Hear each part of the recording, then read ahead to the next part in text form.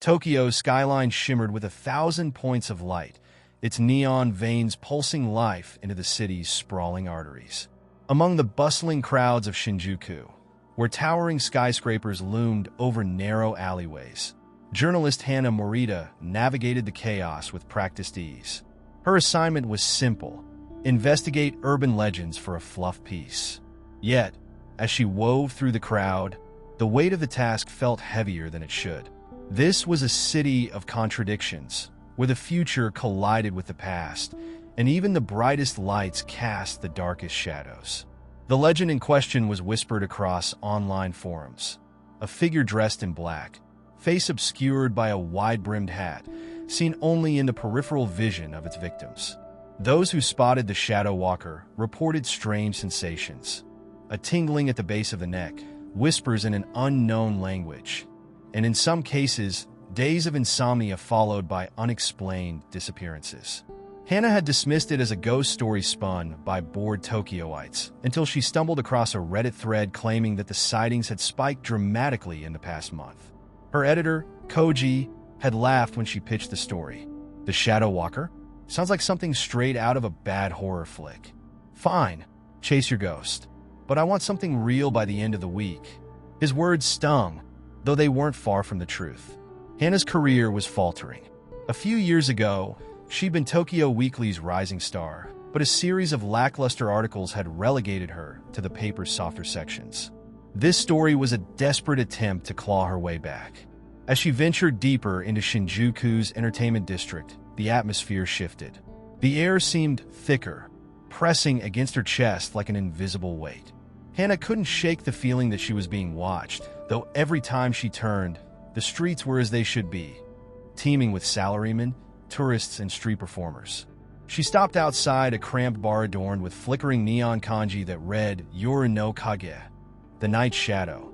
Inside, the bar was dimly lit, its air heavy with the scent of cigarette smoke and spilled sake. A bartender with a grizzled beard and wary eyes greeted her. Hana ordered a whiskey neat, her eyes scanning the room for anything unusual. She almost gave up when a man seated at the far end of the bar caught her attention. He was hunched over a small cup of sake, his fingers trembling slightly. What struck her most, however, was his wide-brimmed hat. Summoning her courage, she approached. "Mind if I sit?" she asked. The man didn't look up, but he gestured to the stool next to him. Up close, she saw that his face was gaunt, his eyes sunken and bloodshot. "You're looking for the Shadow Walker, aren't you?" he rasped. Hana's breath caught. She hadn't mentioned her investigation to anyone. "How do you know that?" she asked, her voice steady despite the chill creeping up her spine. He laughed, a dry, hollow sound. "Because you've seen it already. Haven't you felt it? The tingling? The weight?" He turned to face her, and Hana realized his pupils were dilated to the point of near blackness. "It sees you now. You're marked." Before she could respond, the man downed his sake in one gulp, slammed the cup on the counter, and staggered out the door. Hana debated following him, but decided against it. Something about his words lingered, though. She paid for her drink and stepped back onto the street. The city had grown quieter, the din of voices and traffic muffled as if the world were wrapped in cotton. A strange unease settled over her as she walked toward her apartment. The streetlights cast elongated shadows that danced unnaturally at the edges of her vision. She told herself it was just exhaustion, but as she reached her building, she paused. Across the street, beneath a flickering street lamp, a figure stood motionless. A wide-brimmed hat obscured its face, and its silhouette blended unnaturally into the darkness. Hana blinked, and it was gone. The following morning, Hana woke with a start, her apartment bathed in the muted gray of a Tokyo sunrise. The events of the previous night replayed in her mind like a broken reel of film. The man at the bar, the figure beneath the street lamp, the oppressive feeling of being watched, all of it gnawed at her. She tried to dismiss it as exhaustion and overactive imagination, but her instincts told her otherwise. A journalist's gut rarely lied. Determined to shake off the unease, Hana spent the morning poring over the Reddit threads again. Buried among exaggerated claims and vague anecdotes was a peculiar detail that caught her attention: a location. Multiple users mentioned an alley in Shinjuku, tucked away behind a ramen shop called Koi's Corner. The alley, they said, only appeared after midnight and was tied to the Shadow Walker sightings.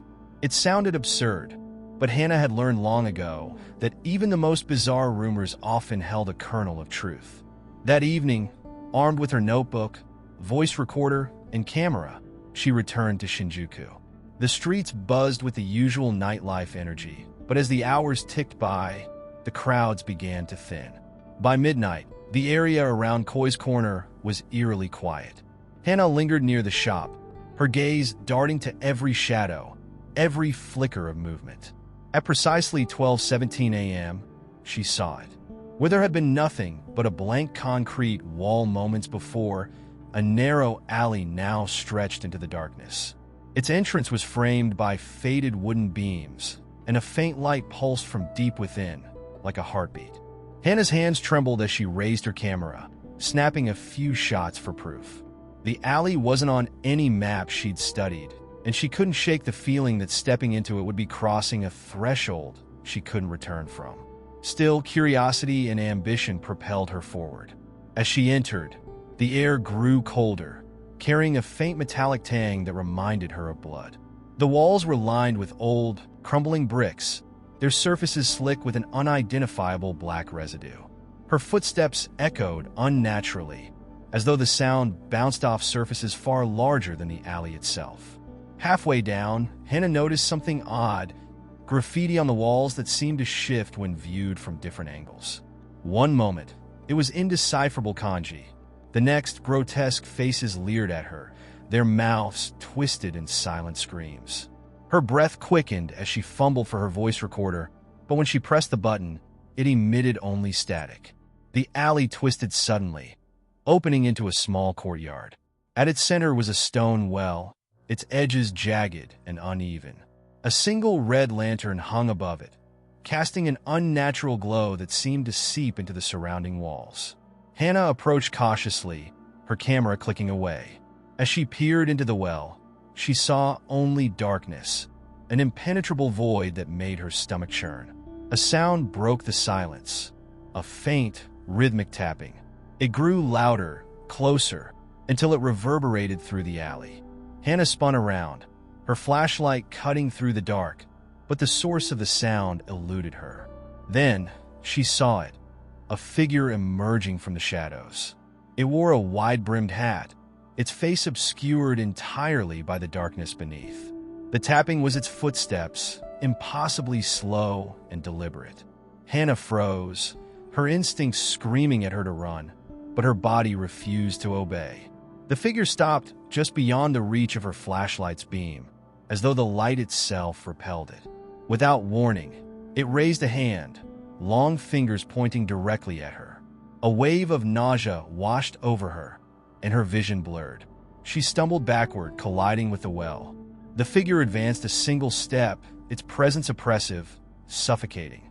Summoning every ounce of strength, Hannah turned and sprinted back down the alley. The walls seemed to close in around her, the graffiti shifting frantically as if alive.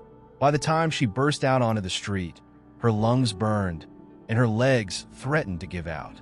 The alley was gone. Behind her stood only the blank concrete wall.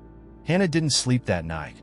Back in her apartment, the city's familiar noises, distant car horns, muffled conversations, and the hum of neon signs felt alien, almost hostile. She replayed the images she had captured on her camera, but each photo of the alley was corrupted.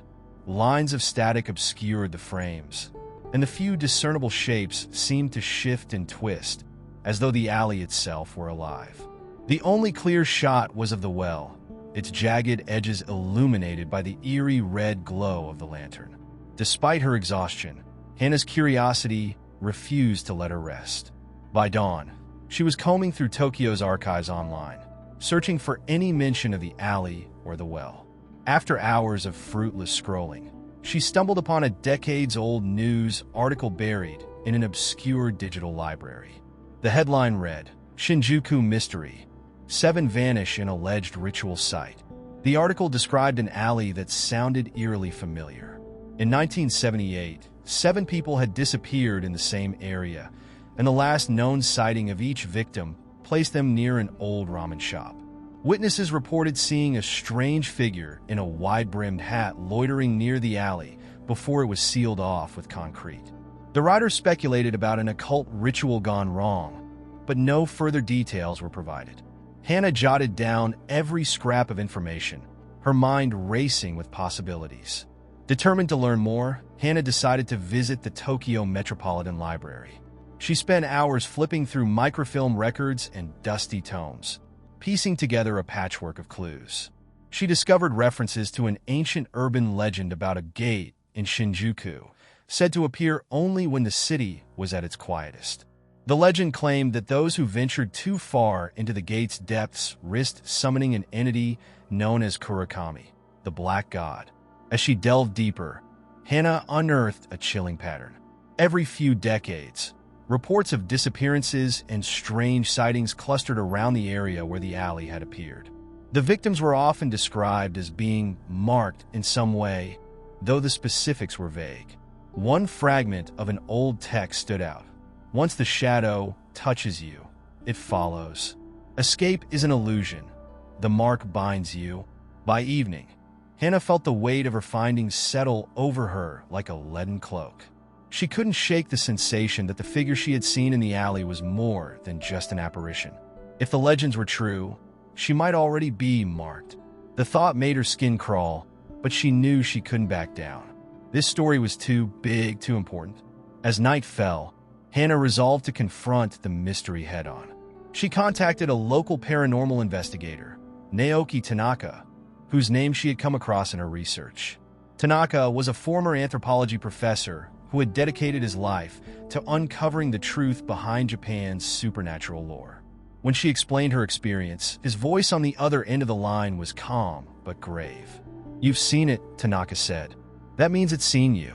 You're not safe anymore." Hannah swallowed hard. "What can I do? How do I stop it?" There was a pause, and then Tanaka spoke with deliberate clarity. "Meet me tomorrow night. There's an old shrine near Yoyogi Park. It's one of the few places still considered a sacred barrier. We'll need to perform a cleansing ritual, but it might not be enough. Be prepared for the worst." That night, Hannah felt the weight of unseen eyes on her at every turn. Shadows in her apartment seemed darker than they should have been, and faint whispers filled the silence. She tried to convince herself that her mind was playing tricks, but the feeling of dread was unshakable. As she sat on her couch, her camera in hand, she noticed something she had missed earlier. In the corrupted photos of the alley, a faint silhouette lingered in the background of each frame, a figure wearing a wide-brimmed hat. It was closer in every successive image, as if it had been following her all along. The final image sent a shiver down her spine. The figure was standing just outside the frame, a single hand visible, its long, spindly fingers reaching toward her. Hannah turned off her camera and bolted her door, her heart pounding. Tomorrow couldn't come soon enough. Hannah arrived at the shrine near Yoyogi Park just after dusk, her breath visible in the unseasonably cold air. The old structure, hidden within a grove of ancient trees, exuded an aura of solemnity. Its faded red torii gate stood as a silent sentinel, weathered by decades of rain and wind. Lanterns flickered along the path, their warm light doing little to dispel the oppressive darkness pressing in from the surrounding forest. Naoki Tanaka was already there, waiting by the steps leading up to the main altar. He was a wiry man in his late 50s, his sharp eyes framed by silver-rimmed glasses. He carried a leather satchel, from which protruded scrolls, charms, and a small ceremonial dagger. As Hannah approached, he greeted her with a nod, his expression somber. "You came alone?" he asked. "Yes," she replied, clutching her camera bag tightly. "What now?" Tanaka gestured for her to follow. "We need to prepare the space. If the entity has marked you, this is the only place nearby strong enough to hold it at bay, at least temporarily." They climbed the stone steps to the main courtyard, where the shrine's Hondin, the inner sanctum, loomed like a shadowy monolith. The air was thick, almost heavy, as if the surrounding trees were holding their breath. Tanaka began unpacking his satchel, laying out an assortment of objects: salt, incense, paper talismans, and a small lacquered box. He handed Hannah a stick of incense. "Light this. The smoke will help reveal its presence." Hannah struck a match and lit the incense, the fragrant smoke curling into the night. As the smell of sandalwood filled the air, a faint vibration began to hum beneath her feet. Tanaka sprinkled salt in a wide circle around them, chanting under his breath. His voice, low and rhythmic, merged with the forest's whispers, creating an almost hypnotic effect. "Stay within the circle," Tanaka warned. "No matter what happens, do not step outside." Hannah nodded, her hands trembling as she clutched her camera. She glanced at the torii gate, half expecting the figure in the wide-brimmed hat to appear at any moment. Minutes passed, each one stretching unbearably long. Just as she began to doubt anything would happen, the air grew colder, and the lanterns lining the path flickered violently before extinguishing altogether. A deafening silence fell over the shrine, broken only by the sound of Hannah's ragged breathing. Then, from the shadows beyond the torii gate, a shape began to emerge. It was tall and impossibly thin, its body draped in flowing black robes. The wide-brimmed hat obscured its face entirely, but Hannah could feel its gaze, heavy and invasive, as if it were peeling away her very essence. "It's here," Tanaka said, his voice steady but tense. He placed a talisman on Hannah's forehead, the paper cold and damp against her skin. "Do not look into its face. If you do, it will bind itself to you completely." The figure stepped closer, its movements unnaturally fluid, like a marionette controlled by an unseen hand. The incense smoke swirled around it, revealing glimpses of its form: a clawed hand, a mouth full of jagged teeth, and eyes that glowed faintly with a sickly yellow light. Hannah felt an overwhelming urge to run, to escape the suffocating presence, but her legs refused to move. Tanaka raised the ceremonial dagger, muttering an incantation that grew louder and more forceful with each word. The figure paused, its head tilting slightly, as if amused. Suddenly, it lunged forward, stopping just short of the salt circle. The barrier held, but the entity's outstretched hand hovered mere inches from Hannah's face, its fingers impossibly long and sharp. "Hold your ground!" Tanaka shouted, his voice cutting through the rising panic in Hannah's mind. He opened the lacquered box, revealing a small, intricately carved idol. The moment the idol was exposed, the entity recoiled, its form flickering like a bad television signal. It let out a sound, a guttural, echoing noise that seemed to come from everywhere and nowhere. The ground beneath them shook violently, and the talismans fluttered as if caught in a strong wind. Tanaka's chanting grew louder, each word punctuated by the rhythmic clang of a small bell he had produced from his satchel. The figure wavered, its outline growing fainter, but its gaze remained locked on Hannah. Finally, with a deafening roar, the entity dissolved into the darkness, leaving behind a cold, empty silence. Hannah collapsed to her knees, her body trembling. Tanaka, breathing heavily, placed the idol back in its box and sealed it with a piece of string. "It's gone for now," he said, "but this is far from over." "What was that thing?" Hannah asked, her voice barely above a whisper. Tanaka's expression was grim. "That was Kurakami, the Black God. It's not just a spirit. It's something older, something that thrives on fear and despair. And it won't stop until it has you." Hannah's blood ran cold. She had thought this would be a simple investigation, but now she realized she was entangled in something far darker and more dangerous than she could have imagined. As she stared at the extinguished lanterns, one thought echoed in her mind. There was no turning back. Hannah woke up the next morning to an uneasy quiet, the events of the previous night etched into her mind like a recurring nightmare. Every muscle in her body ached, as if she had run a marathon. The apartment felt different, sterile, devoid of the chaotic comfort it once provided. The shadows in the corners seemed deeper, and the faint hum of the city outside felt distant, muted, as though she were sealed off from the rest of the world. Her first instinct was to check her camera.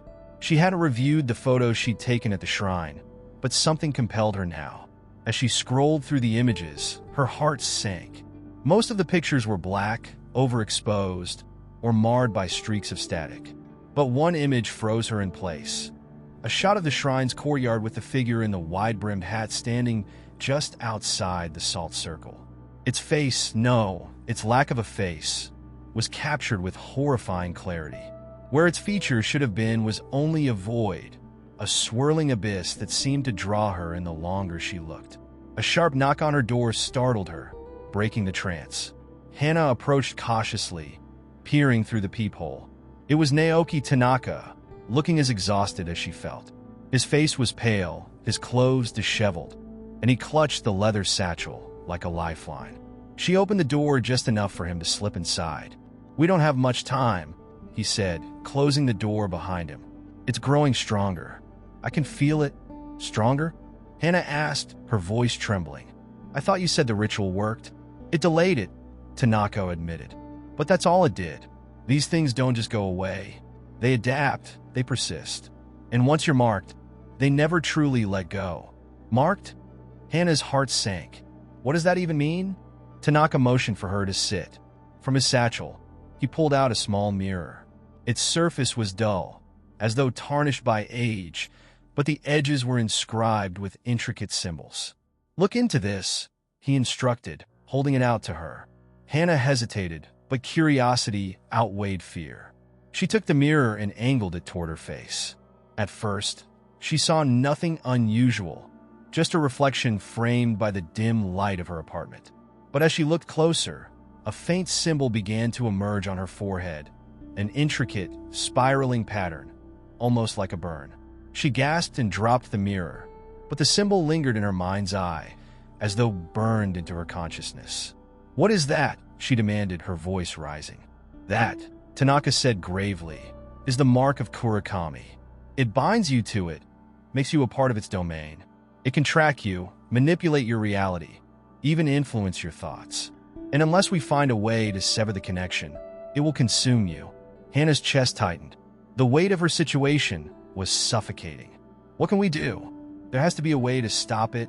Tanaka hesitated, his eyes dark with doubt. "There's a ritual, an exorcism of sorts, but it's dangerous. It requires confronting the entity in its own domain, a place where the rules of our world don't apply." "If we fail," he didn't finish the sentence, but the implication was clear. Despite her fear, Hana nodded. "Tell me what I need to do." The rest of the day was spent in preparation. Tanaka explained that the entity's domain was accessible through a process called Kakura no Michi, the hidden path. It involved entering a liminal space, a state between reality and the supernatural. To open the path, they needed specific items: an artifact tied to the entity, a personal belonging of the marked individual, and a protective charm strong enough to anchor them to the real world. Hana provided her camera as the personal belonging, the images inside already steeped in the entity's presence. Tanaka produced the protective charm, a string of beads inscribed with sacred kanji, and placed it around her neck. "Do not lose this," he warned. "It's your lifeline." The artifact, however, was trickier. Tanaka explained that the lacquered idol from the shrine wasn't strong enough for this ritual. They needed something older, something directly connected to Kurakami's history. After hours of searching through texts and old maps, Tanaka found a lead: an ancient mask housed in a private collection within Tokyo's historic district. The mask, known as the Hanya's Veil, was rumored to have been used in rituals involving the Black God centuries ago. As the sun dipped below the horizon, Hana felt the weight of the impending confrontation settle over her. She glanced at her camera, now sitting ominously on her coffee table, and wondered how her life had spiraled into this nightmare. The mark on her forehead itched, though when she touched it, her skin felt smooth. The sensation was a cruel reminder of her bond to the entity, a connection that only grew stronger with time. Tanaka stood and slung his satchel over his shoulder. "We leave for the collection tonight. If we're lucky, we'll have what we need before it makes its next move." Hana nodded, steeling herself for what lay ahead. Every step deeper into the mystery felt like walking a tightrope over an endless abyss. Yet, she had no choice but to keep moving forward. The darkness had found her, and it wouldn't rest until it had claimed her entirely. Night fell over Tokyo like a shroud, the neon lights of the city casting fragmented reflections on the rain-slicked streets. Hana and Tanaka made their way through the labyrinthine alleys of the historic district, their shadows stretching long against the walls. The weight of their mission pressed heavily on them, as if the city itself sensed the gravity of their task. The private collection Tanaka had mentioned was housed in an unassuming building. Its facade was weathered, a relic of the past in a city obsessed with modernity. Tanaka rapped on the door, his knuckles striking a rhythmic pattern. A slit opened, and a pair of suspicious eyes scrutinized them before the door creaked open. The man behind it, an elderly curator named Ishikawa, looked them over with a mix of caution and curiosity. "You're late," Ishikawa muttered, ushering them inside. His voice carried the rasp of someone who had spent a lifetime breathing in the dust of old tomes and artifacts. "The mask you seek is here, but you'll find its presence unsettling." The air inside was thick with the scent of aged wood and incense. Shelves crammed with relics loomed on every side, their shadows flickering under the dim light of lanterns. Ishikawa led them to a glass case in the center of the room. Inside rested the Hanya's veil, a grotesque mask carved from dark wood and lacquered to a sinister shine. Its features were exaggerated, a leering mouth, twisted horns, and hollow eyes that seemed to follow Hana wherever she moved. "This mask," Ishikawa began, his voice dropping to a whisper, "was once worn in rituals to summon the Black God. It carries the weight of those invocations, their energies trapped within its form. To touch it is to invite madness." Hana shivered as she studied the artifact. The air around it seemed to hum, an almost imperceptible vibration that set her teeth on edge. "Are you sure this will work?" she asked, glancing at Tanaka. He nodded grimly. "If anything can anchor us to Kurakami's domain, it's this mask. But handling it will be dangerous." Ishikawa retrieved the mask using a pair of silk gloves, placing it carefully into a wooden box lined with velvet. He handed the box to Tanaka with a warning. "Do not open this until you are ready. The mask's influence is strongest when exposed." As they left the collection, Hana couldn't shake the feeling that they were being watched. The streets, though empty, felt alive with an unseen presence. She glanced over her shoulder repeatedly, but there was nothing, only the oppressive weight of the night pressing in on her. Back at Hana's apartment, Tanaka set the mask on the table, its box unopened. "Tomorrow, we'll begin the ritual," he said, though his voice betrayed his uncertainty. "We need to rest while we can." Hana barely slept that night. Her dreams were a chaotic swirl of visions, dark forests, whispering voices, and the faceless figure standing just beyond reach. When she awoke, her body felt heavy, as though she had been running all night. She stumbled into the bathroom, splashing cold water on her face. As she looked into the mirror, her breath caught. The mark on her forehead had darkened, the spiraling pattern now resembling the roots of a tree spreading across her skin. She touched it gingerly, and a wave of nausea swept over her. The connection was growing stronger. Tanaka was already awake, poring over ancient texts and diagrams spread across her coffee table. When she entered the room, he looked up and froze. "It's advancing faster than I thought," he murmured, his brow furrowing. "What does that mean?" Hana demanded, panic rising in her chest. "It means," Tanaka said, choosing his words carefully, "that we're running out of time. The entity is preparing to claim you, to pull you fully into its domain. If we don't act soon, the mark will become irreversible." The weight of his words hung heavy in the air. Hana felt as though the walls were closing in, the space around her growing smaller with each passing moment. But even as fear threatened to consume her, she knew she couldn't give in. There was no turning back now. That evening, as the city buzzed with life outside, Hana and Tanaka prepared for the ritual. The mask sat on the table, its presence palpable even through the closed box. The air in the apartment was charged, as though the room itself held its breath. Hana clenched her fists, determination hardening her resolve. Whatever awaited her in the dark, she would face it head on. The time for fear was over. The next evening, The ritual began. Hana's apartment, once a place of warmth and comfort, had transformed into a stage for the unknown. Tanaka had rearranged the furniture, clearing the center of the room for a circle of salt. Black candles, their wicks charred and wax twisted as if melted by unnatural heat, were placed at precise intervals around the circle. Incense burned in a brass censer, its spiraling smoke carrying the acrid scent of herbs unfamiliar to Hana. The Hanya's veil sat at the center of the circle, still confined in its box. Tanaka carefully unfolded an ancient scroll filled with diagrams and text written in an archaic Japanese script. As he reviewed the instructions, his face was pale, a sheen of sweat betraying the strain of their preparation.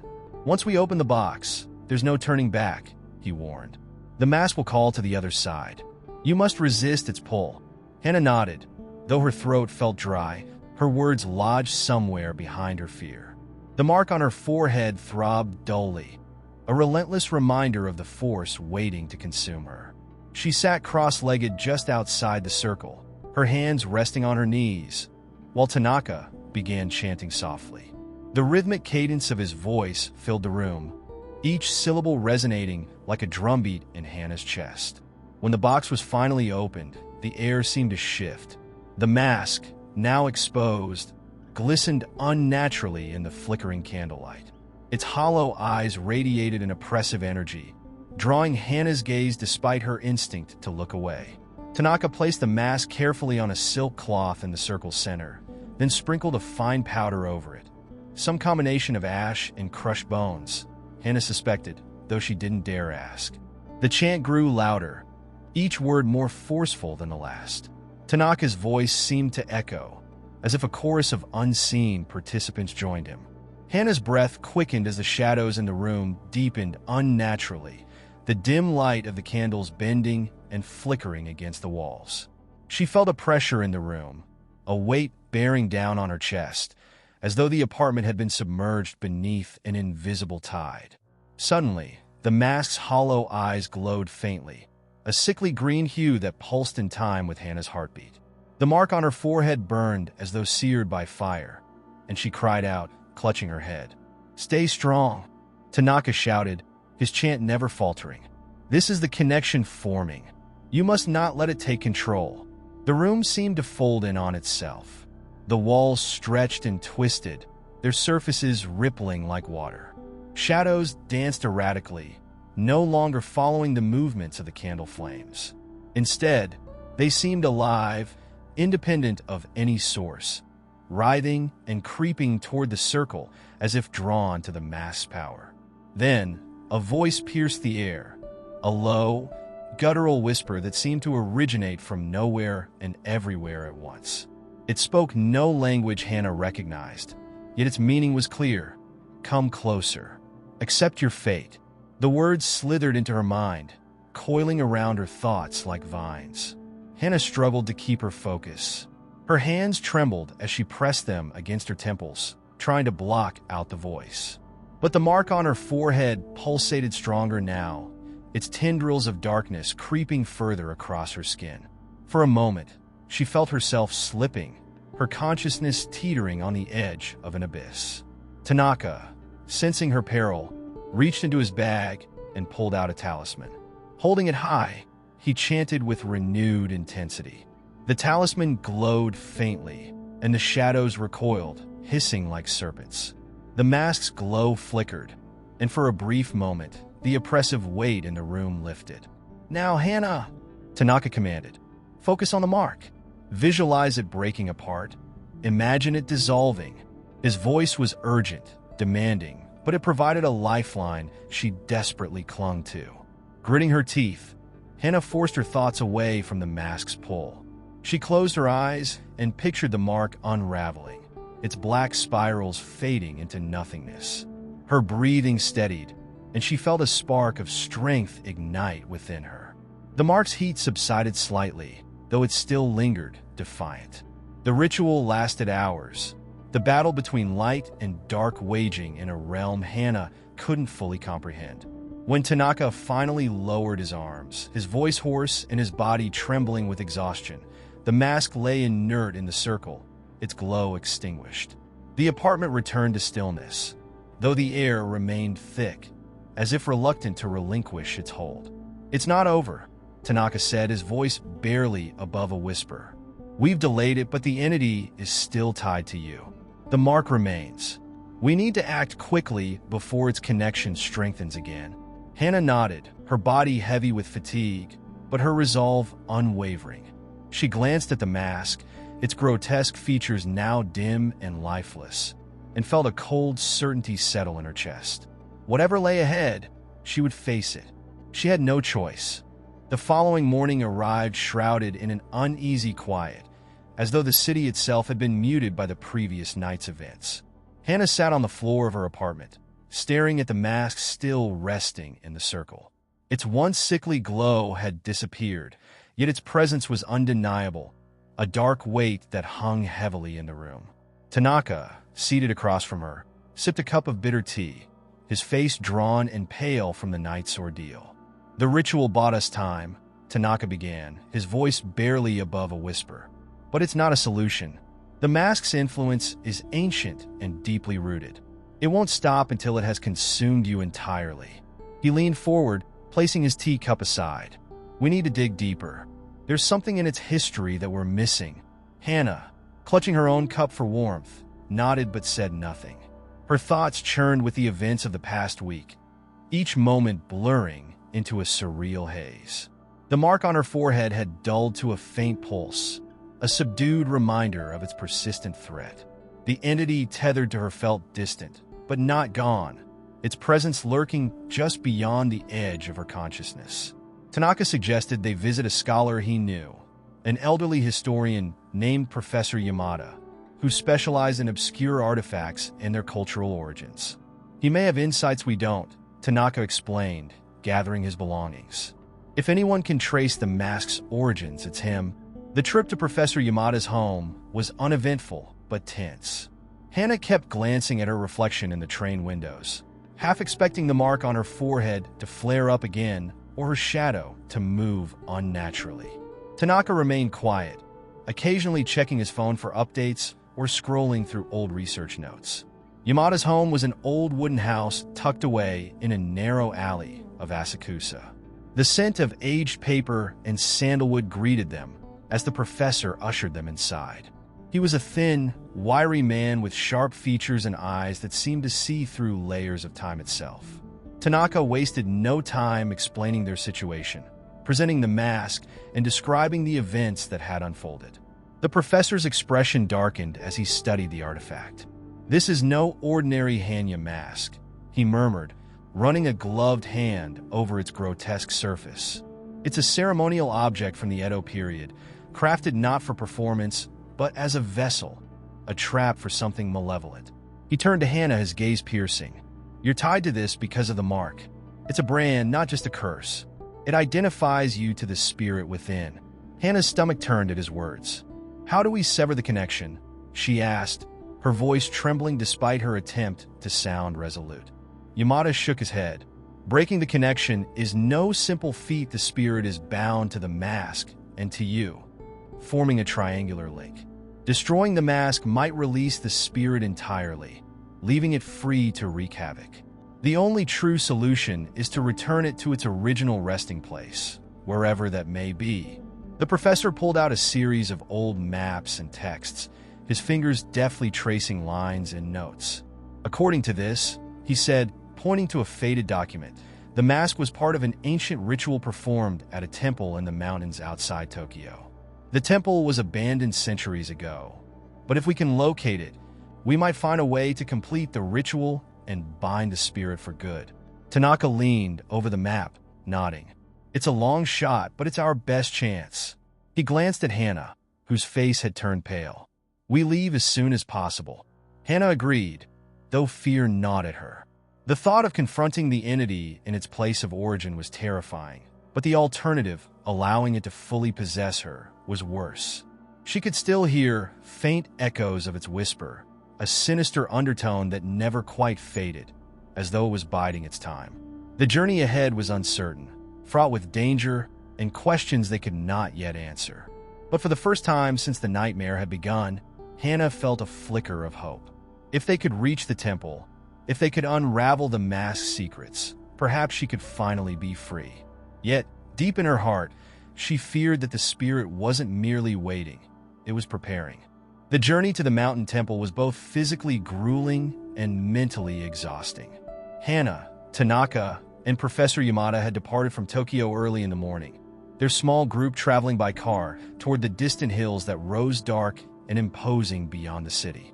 The closer they got to their destination, the more oppressive the atmosphere seemed.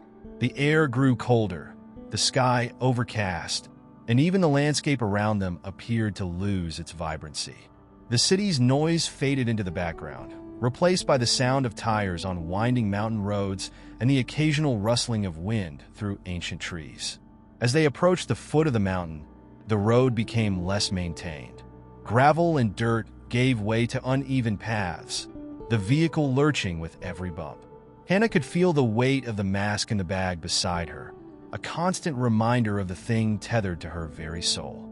Despite the cold air that filled the car, she felt a deep unease, a sense that something was closing in on them. It was as if the forest itself was watching, its trees bending inward as though trying to draw them deeper into the shadows.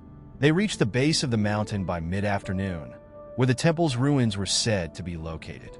A narrow, overgrown trail led up the steep incline, disappearing into the dense forest. Professor Yamada had a map with him, though its age and the forest-changing landscape made it difficult to follow. The temple lies at the summit, Yamada said, adjusting his glasses as he scanned the path. But it's not going to be easy. We need to be careful. The climb was exhausting. Hannah's legs burned from the steep ascent, and every step felt as if it were taking them further away from the world they knew. The trees grew taller and more twisted as they ascended, their branches creating a dense canopy that blocked out the sky. The deeper they ventured, the more it felt as though the very mountain itself was trying to swallow them whole. The trail, once wide enough to accommodate a person, gradually narrowed, the undergrowth forcing them to maneuver around brambles and rocks. Tanaka led the way, his eyes alert, scanning the surroundings for any sign of danger. Yamada followed closely behind, muttering under his breath about the importance of reaching the temple before nightfall. Hannah trailed behind, trying to steady her breath and keep her mind focused on the task at hand. But her thoughts kept drifting back to the mask. It felt as if it were whispering to her even now, just out of reach, urging her to turn back. The further up the mountain they went, the more strange things began to happen. Hannah noticed that the forest grew unnaturally silent. No chirping of birds, no rustling of leaves, just an eerie stillness. And then, in the distance, she saw it. The shadow of something dark, flickering like a wisp of smoke in the corner of her vision. She blinked, and when she looked again, there was nothing. But the sense of being watched, of something lurking just beyond sight, gnawed at her.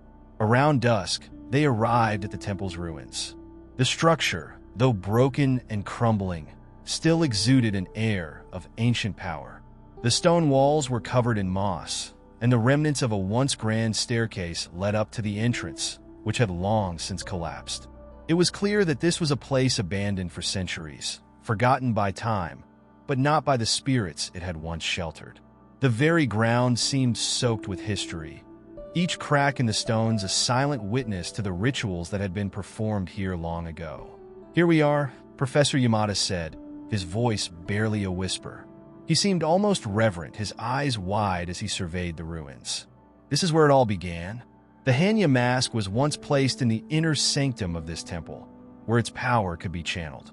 If we can find the sanctum, we may be able to reverse the curse." Tanaka stepped forward, inspecting the stone pillars that lined the entrance. "But we don't know what else might be here," he cautioned. "There may be other wards or guardians left behind." Hannah felt a cold shiver run down her spine. Despite the urgency of their mission, she couldn't shake the feeling that they were not alone. The air was thick with an unsettling pressure, as though something ancient and malevolent was waiting, hidden just out of sight. The wind moaned softly through the cracks in the ruins, carrying with it faint whispers that seemed to echo Hannah's own fears. As they ventured deeper into the temple, the darkness seemed to close in around them. The walls, once adorned with intricate carvings and murals, were now faded and cracked, their meanings lost to time. The deeper they went, the more the temperature seemed to drop, and Hannah could feel the hairs on the back of her neck standing on end. The mask, still inside its bag, felt heavier with each step they took. It was as if it was drawing closer to the temple's heart, as if the structure itself was calling to it.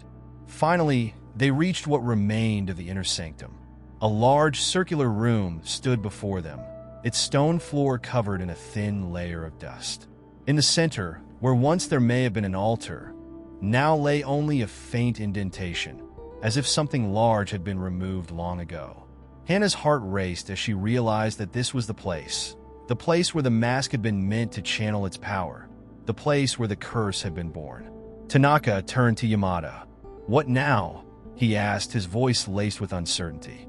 They had come this far, but the next step was unclear. As Yamada approached the center of the room, a faint glow began to emanate from the stone floor, weak at first, then growing brighter.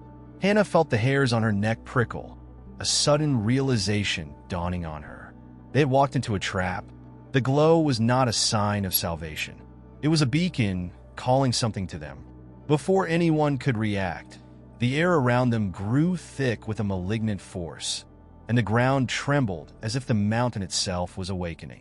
The mask, still lying in Hannah's bag, pulsed violently in response to the energy radiating from the room. The whispers, now no longer faint but deafening, filled her mind, drowning out all other thoughts. And in that moment, Hannah understood the true nature of their peril. The mask was not just a vessel of power.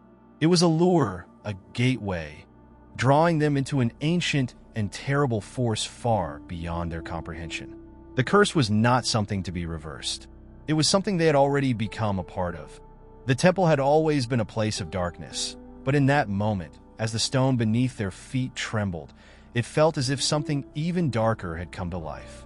The glow in the center of the sanctum intensified, shifting in color from a faint, eerie blue to a deep blood red.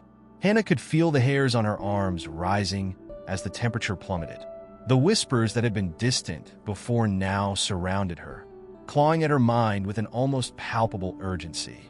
The mask, still in her bag, vibrated violently, as if it were a living thing trying to escape its confines. Tanaka and Professor Yamada stood frozen, their faces drained of color as they watched the transformation. "What have we done?" Tanaka murmured, his voice barely audible. His eyes darted between the glowing floor and Hannah, who could feel the mounting weight of the curse closing in on her. It was as though the very air was thick with malevolent intent, pressing in on them from all sides. The whispers grew louder, and Hannah felt her knees weaken as the voices in her mind began to take shape. She could hear them clearly now, the voices of those who had been tied to the mask before her, trapped in the same curse. They spoke in frantic tones, urging her to turn back, to leave the temple before it was too late. But it was already too late. The power inside the temple had already begun to stir, and there was no escaping it. Professor Yamada, shaking his head as if to clear his mind, moved toward the center of the room. "The ritual," he muttered under his breath. "We have to finish the ritual." His hands trembled as he pulled a worn book from his bag, flipping through the pages with a sense of desperate urgency. "There's something here, something that can reverse this. But we must be quick." Hannah could feel the cold that had settled in the room beginning to creep into her bones. Her breathing became shallow, and she gripped the strap of her bag tightly, half expecting the mask to leap from its confines. The whispers were relentless now, a chorus of torment and warning, urging her to release the mask, to let it do what it was meant to do. She struggled to focus on Yamada's words as he chanted in an old dialect, his voice trembling but resolute. Suddenly, the ground beneath them shook again, more violently this time. The floor cracked open in several places, releasing tendrils of black smoke that twisted and curled like serpents, writhing toward the center of the room. The air grew thick with a burning scent, acrid and sharp. The walls, once solid and unyielding, now seemed to pulse, as if the very stones were alive and breathing. Tanaka stepped back, his face filled with dread. This isn't just a curse. It's a prison. His voice was low, almost lost beneath the increasing noise of the temple's awakening. The mask isn't just a conduit. It's the key to something far worse. A creature, a demon sealed away centuries ago. Hannah's heart pounded in her chest. "What do we do?" she gasped, her voice barely above a whisper. Her mind was reeling from the realization that the curse she had been battling was not a mere accident. It had been a deliberate trap, one set long ago to contain something far more dangerous than she had ever imagined. And now, with the mask at the center of it all, she was the one who had unwittingly unlocked it. Yamada, his voice rising in urgency, continued chanting, his hands trembling as he turned the pages of the ancient text. "We have to perform the counter-ritual. It requires a blood offering. Your blood, Hannah." His eyes met hers, filled with both sorrow and resolve. "You must offer yourself to bind the spirit once more." A wave of nausea swept over her as she processed his words. Blood, the price for freedom, was her own. The mask, the demon it contained, had already claimed part of her soul. Now, the ritual required her to give even more. She felt a cold, gnawing fear settle in her stomach. There was no escaping this, no easy way out. Tanaka stepped forward, his voice shaking as he placed a hand on her shoulder. "Hannah, you don't have to do this. We could find another way." His face was filled with desperation, but Hannah could see the doubt in his eyes. There was no other way. The temple, the mask, and the entity it contained had all conspired to bring her here, to this moment. Hannah's thoughts swirled, her vision narrowing as the whispers became louder, more insistent. She could feel the entity pushing against the walls of her mind, trying to break free. The decision, once agonizing, now felt inevitable. She had no choice but to face it head-on. The blood ritual was the only way to prevent the entity from fully awakening and taking control. With trembling hands, she unzipped her bag and pulled out the mask. Its surface was cold, its shape twisted in a grotesque expression of both beauty and terror. For a moment, Hannah hesitated, but then she placed the mask in the center of the circle, just as Yamada had instructed. The ground beneath her feet hummed, and she felt a pulse of energy surge through her body, connecting her to the ancient power that had been dormant for centuries. As Yamada continued the chant, Hannah closed her eyes and placed her hand over her heart. She could feel the mask's power growing stronger, the spirit within it awakening fully. The whispers became a roar, and she could almost hear the creature laughing, delighted by the chaos it had caused. But Hannah remained resolute. She had to complete the ritual, or they would all be lost. With a final, desperate cry, Yamada uttered the final words of the chant, and the mask glowed with a blinding light. The air around them crackled with energy, and Hannah felt her body tense as the spirit inside the mask collided with her own essence. The connection was sharp, painful, but it was the only way. The ritual had begun, and it would either save them or destroy them all. Hannah could feel her blood pulse in rhythm with the mask's energy, the connection growing stronger by the second. Her mind was a battlefield, and the demon that had long been trapped within the mask was now fully awake, pressing against the edges of her consciousness. It whispered to her, its voice smooth and seductive, offering promises of power, freedom, and unimaginable knowledge. For a fleeting moment, Hannah was almost tempted, almost willing to accept the creature's offer. After all, what was a little sacrifice when faced with the possibility of gaining everything she had ever dreamed of? But the weight of her choice bore down on her like an iron anchor, and Hannah pushed the temptation aside. The spirit within the mask was ancient, malevolent, and it sought to dominate. She knew that if she allowed it to take control, it would consume her, just as it had consumed every soul that had dared to come close before her. She clung to her humanity, to the fragment of her soul that still remained untouched by the darkness. The room trembled again, but this time it was different. The ground cracked open, and the air was thick with the smell of sulfur and decay. Hannah gasped for breath, her lungs burning from the pressure building around her. Tanaka and Professor Yamada, both pale and wide-eyed, stepped back as the darkness in the room deepened, swallowing the light from the torches that had once illuminated the temple. The sanctum had become a living nightmare, a place where time and space no longer held any meaning. "Hannah, you must hold on." Yamada's voice broke through the din, urgent and trembling. "We need the blood. It's the only way to seal the spirit away again." The mask in front of her began to pulse, its dark energy writhing like a serpent, twisting in the air. Hannah's hands shook as she pressed her palms against the cool surface of the mask. She could feel the weight of the spirit within, its presence pressing against her mind like a heavy stone. She knew what she had to do. She had to finish the ritual, complete the binding, and prevent the demon from escaping. The blood that would seal it away had to come from her. She reached for the dagger that had been left beside the mask, its blade gleaming ominously in the dim light. For a moment, she hesitated, her thoughts swirling in a haze. The demon's voice whispered to her, urging her to act, to give in to the temptation. But with a surge of will, Hannah thrust the blade into her palm. The pain was sharp, immediate, but it was nothing compared to what she knew would happen if she didn't complete the ritual. As her blood dripped onto the mask, the entire room seemed to shudder. The demon's voice became a roar, filling her head with curses and promises of torment. Hannah gritted her teeth, forcing herself to focus on the chant Yamada was reciting, each word a thread that wove her back into the realm of the living.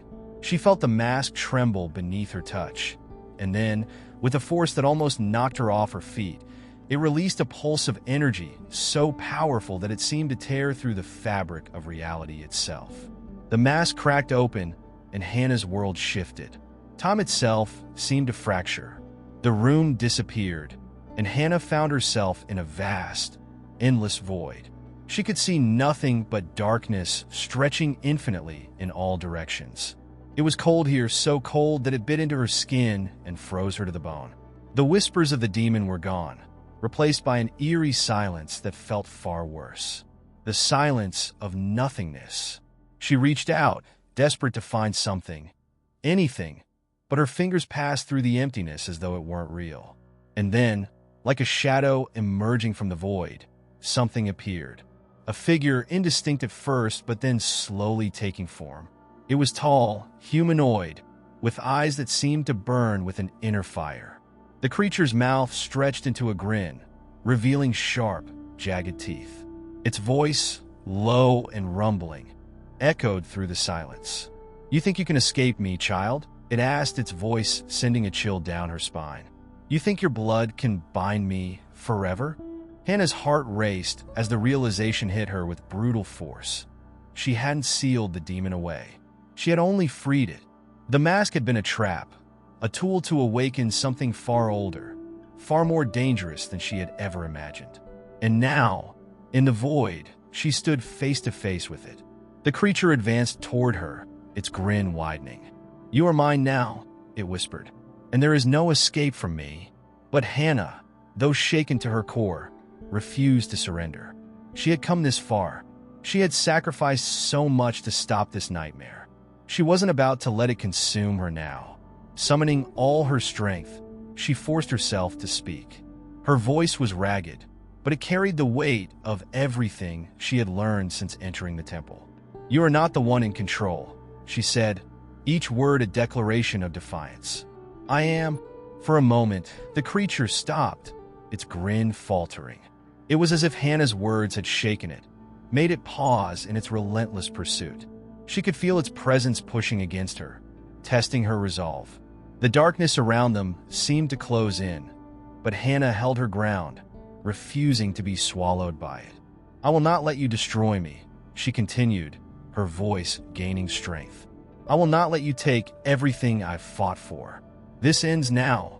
The creature laughed, a hollow sound that resonated in the empty space. "You have no power here.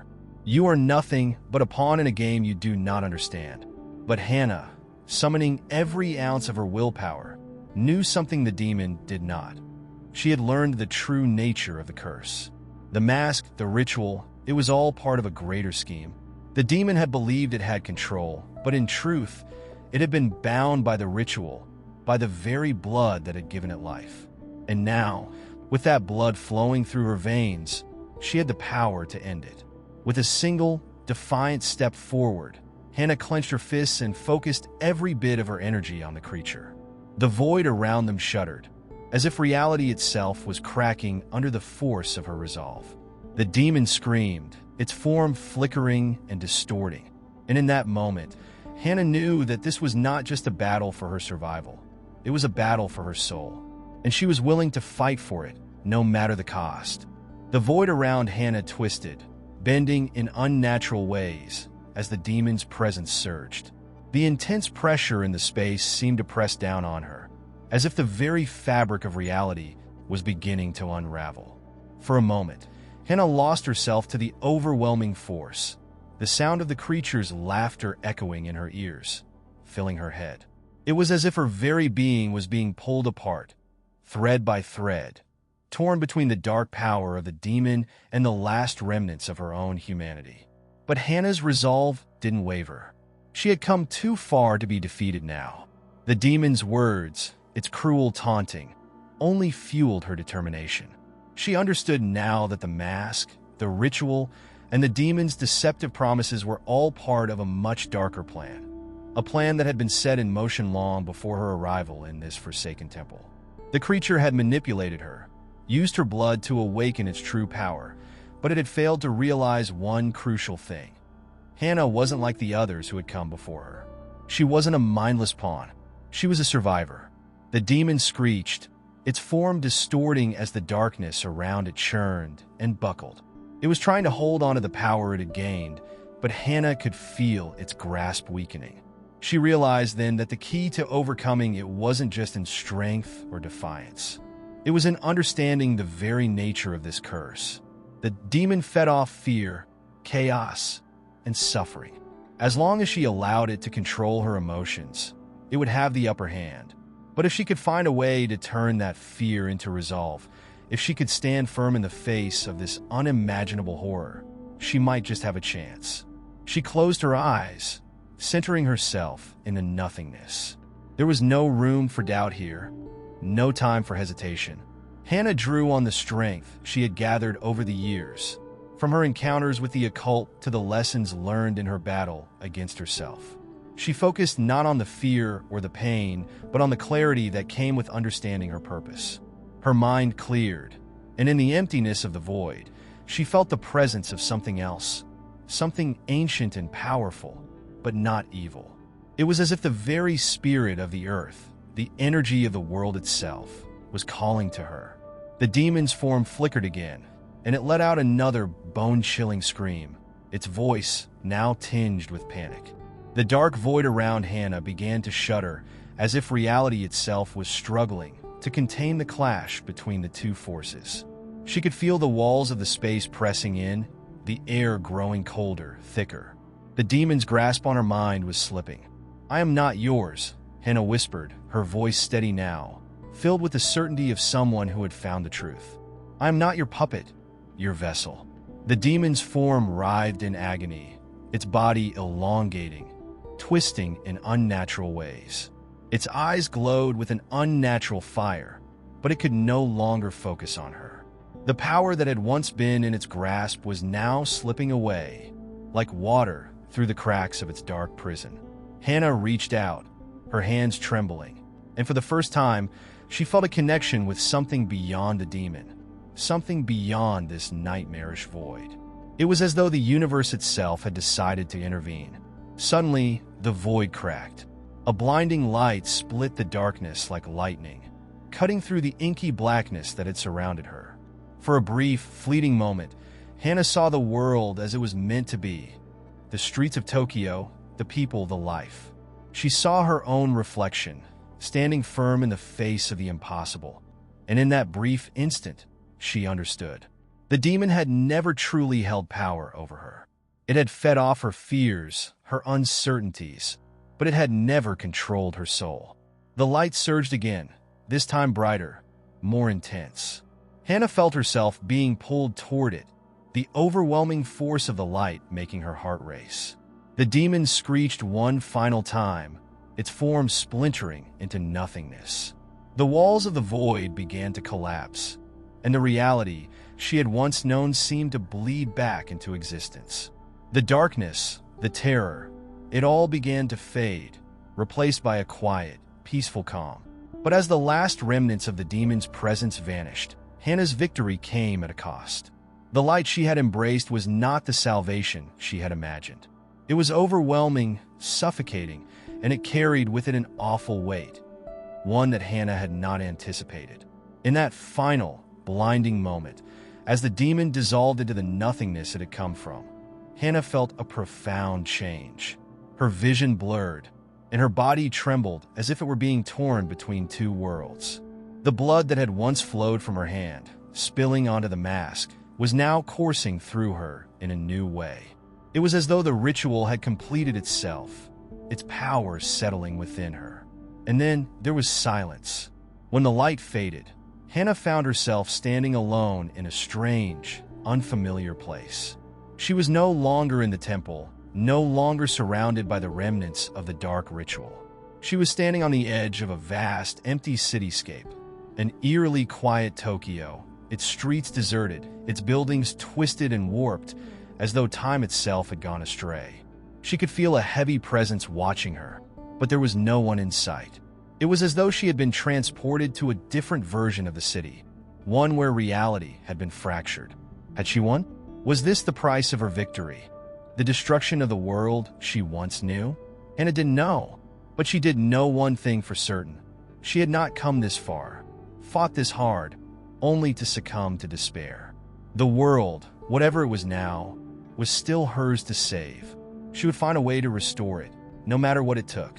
But the answer to that question would only come when she confronted the final truth of her own transformation. The Tokyo Hannah once knew was no longer there. What lay before her was an eerie and twisted reflection of the city she had loved. Its streets stretched out in unnatural patterns, with buildings that looked like distorted, broken versions of their former selves. The sky above was thick with an unnatural fog, casting everything in a dim, pale glow. As she stood on the edge of this twisted version of the city, an unsettling silence permeated the air, broken only by the distant echo of a wind that should not exist. Hannah's heart pounded in her chest, a mixture of dread and disbelief swirling within her. She had defeated the demon, yes, but the cost was far greater than she could have imagined. The city, the world, had shifted, distorted in the wake of her actions. She felt as though she had stepped into a liminal space, a world caught between the realms of the living and the unknown, where nothing was certain, and the lines between reality and nightmare blurred. The twisted landscape stretched out before her, and for a moment, she wondered if she had truly emerged victorious. Had the ritual been completed? Or had she, in some way, opened a door to a darker reality? Her thoughts were interrupted by a strange sensation, a feeling of being watched. She turned sharply, but saw no one. The streets were empty, the buildings silent, yet she could feel the weight of unseen eyes upon her. Despite the overwhelming confusion, a flicker of determination sparked within her. Hannah had survived the ritual, fought off the demon's insidious influence, but now she had to understand what had happened. What had this victory cost? Why was the city transformed into this grotesque, distorted version of itself? The answers, she realized, were not going to come easily. If she was to restore the balance, to return the world to its rightful state, she would need to venture deeper into this fractured reality. With cautious steps, Hannah moved forward, her every sense heightened. The streets before her were lined with decaying structures, their walls cracked and sagging as if the city itself were unraveling. The air was thick, oppressive, and smelled faintly of something burning. It was as if the land was caught in a slow, agonizing decay, and Hannah couldn't help but feel a growing unease in her chest. What had she unleashed by defeating the demon? As she continued to walk, her mind reeled back to her encounter with the creature. The demon's final words echoed in her mind, a warning she had not fully understood at the time. This is not the end, child. You cannot escape what you have set in motion. She had dismissed it as the ramblings of a creature grasping at the last remnants of its power. But now, standing in this distorted city, Hannah couldn't help but wonder if there was more truth to those words than she had realized. Suddenly, a flicker of movement caught her eye. A shadow darted between the buildings ahead of her, too quick to be a human. Hannah's pulse quickened. She was no longer alone in this altered city. Something or someone was here with her. But who, or what could it be? She had no answers, but she could feel the presence growing stronger, closer. Her mind raced with possibilities. Was this some kind of illusion, a manifestation of the demon's lingering influence? Or was this something entirely new, a force that had been unleashed when the ritual was completed? Every instinct in Hannah's body screamed for her to turn back, to run, but she steeled herself. There was no turning back now. She had to face whatever was waiting for her, whether she was ready or not. The shadows seemed to converge on her as she walked deeper into the city, the strange, suffocating feeling of being watched intensifying with each step. She couldn't shake the sensation that the very buildings, the very streets, were alive, watching, waiting. It was as if the city itself had become a twisted, sentient being, feeding off her fear, her confusion. Hannah clenched her fists, forcing herself to stay calm. As she rounded a corner, a figure appeared before her, tall, cloaked, and eerily silent. The figure's face was obscured, but its presence radiated an unsettling power. Hannah's breath caught in her throat, but she didn't move. She was ready to face whatever came next. The figure raised its hand, and in that moment, the world around her seemed to shift once more. The buildings groaned, the air thickened, and the ground beneath her feet trembled. "Who are you?" Hannah demanded, her voice steady but laced with uncertainty. The figure remained silent for a moment, and then, in a voice that was both familiar and foreign, it spoke. "You have made a grave mistake, Hannah." Her heart skipped a beat. The voice, it was her own voice, but twisted, corrupted. She could feel the weight of the words settle heavily in her chest. "What do you mean?" "The ritual you completed was never meant for a mortal to control. It was designed to break the world, destroy the balance of the realms. You've become the catalyst for an impending collapse, a collapse that cannot be undone." The figure stepped closer, its presence overwhelming. "You are not the hero in this story. You are the harbinger of its end." Hannah's mind reeled, her knees threatening to give way beneath her. The figure reached out, and as its fingers brushed her skin, a flood of images filled her mind. Visions of a world beyond the one she knew, a realm where creatures of darkness roamed free, where humanity was but a distant memory. It was then that she understood. She had not defeated the demon. She had merely freed it. The ritual had been a trap, and she had walked right into it. She had released the demon's power, and now the consequences were unfolding before her eyes. The city, the world, it was all collapsing. And Hannah, for all her strength and defiance, was the one who had brought it to this point.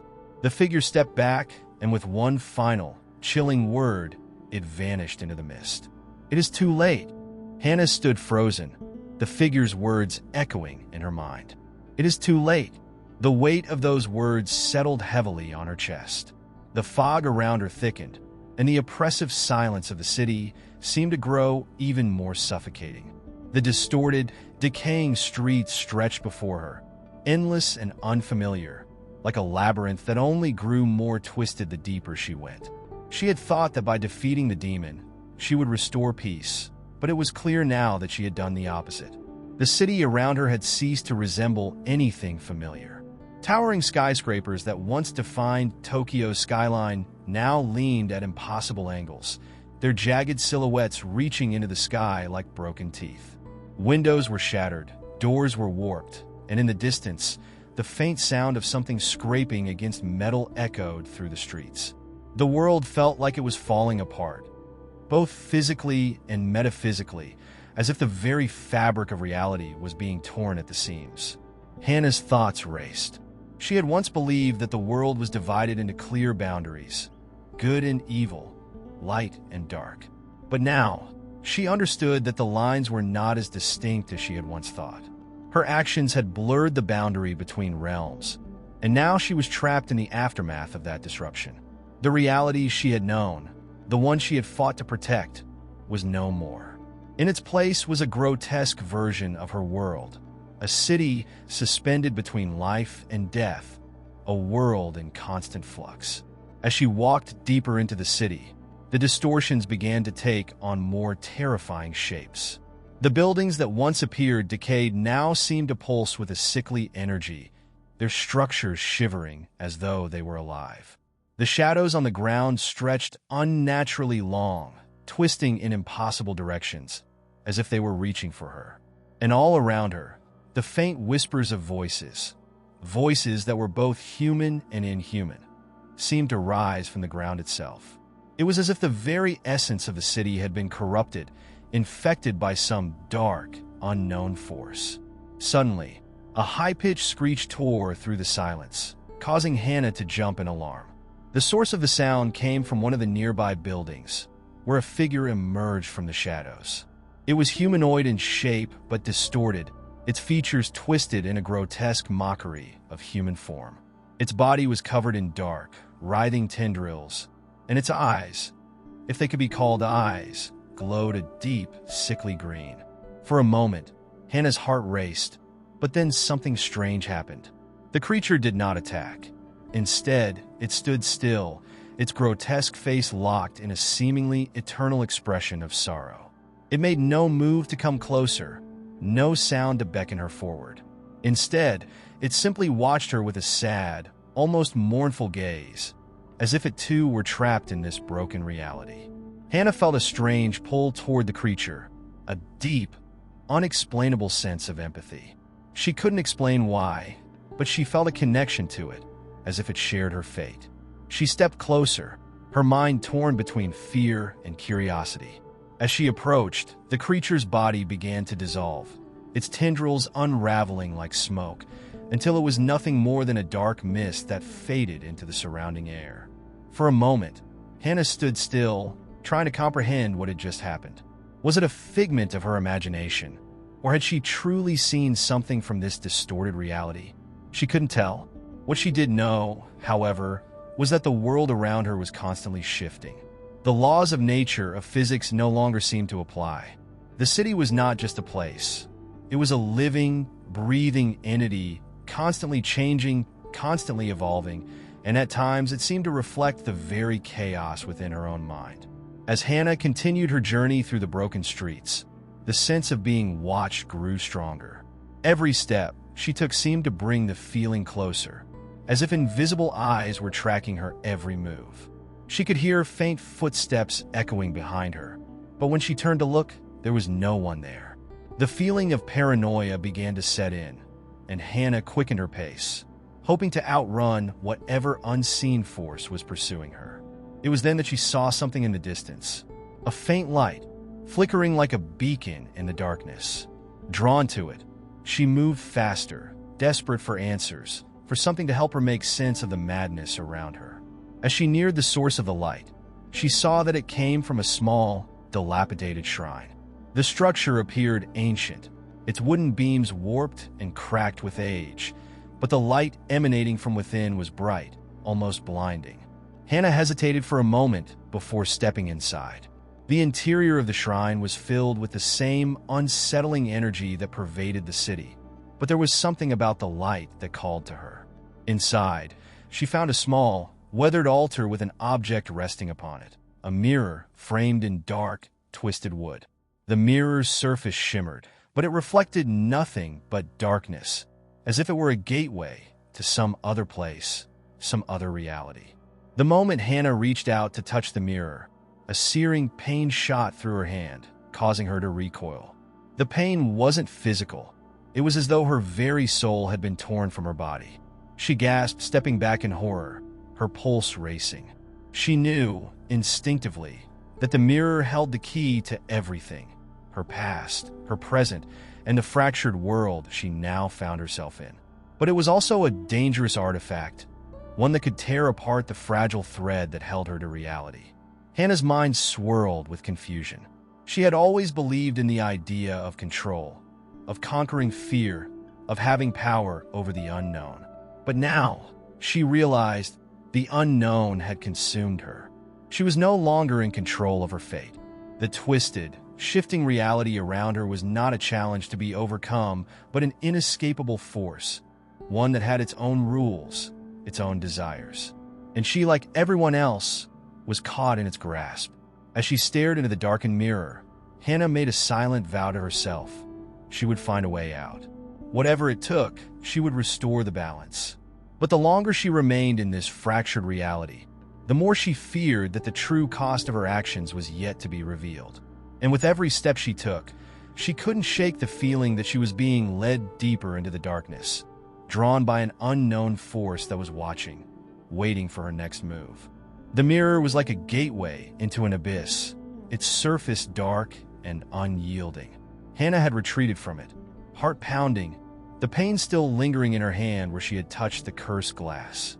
She wondered if it was the mirror that had caused the world to shift so violently, or if the world had already been falling apart before her arrival. Either way, she now understood that the forces at play were far greater than she had ever anticipated.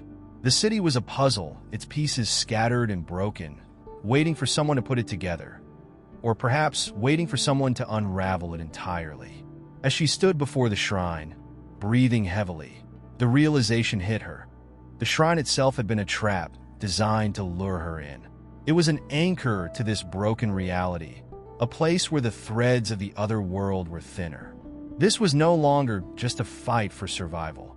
It was a battle for the soul of the city, and Hannah had unwittingly become its unwilling participant.